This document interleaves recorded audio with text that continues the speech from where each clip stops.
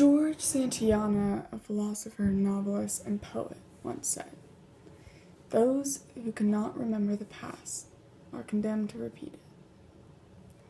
The Confederate flag is a symbol representing the South side of our Civil War, the South fighting for the institution of slavery and the North fighting for the abolishment of it. This symbol of the Confederate flag has become a controversial symbol throughout our country, and requests has been made for it to be removed. From the racial point of view, many people believe it is a racist symbol and should be removed from all state and government properties. But I want to look at this issue from the historic side. In the quote shared at the start, "Those who cannot remember the past are condemned to repeat it." People say that the Confederate flag is a symbol of slavery. And yes, the Confederate fought for slavery. But isn't it also a symbol of beating slavery? When the flag is flown on state and government property, it is not in support of slavery, but it is flown as a reminder of the war itself. The war our country faced and eventually grew from. The war as a whole. Erasing this key half of the war is erasing the war itself. Some argue the Confederate flag should not be shown and taught in schools, and although this might not have an instant impact on our country, eventually it will be forgotten. In our lives from an early age, we learn from your mistakes. If we remove symbols and events of our mistakes, how are we ever going to learn?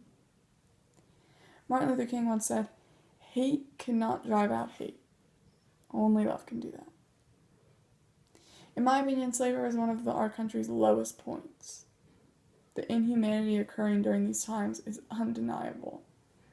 But trying to drive out this symbol from hate does more damage than good. Yeah, the flag symbolizes a terrible time, but trying to ignore it and get rid of it, how does that help?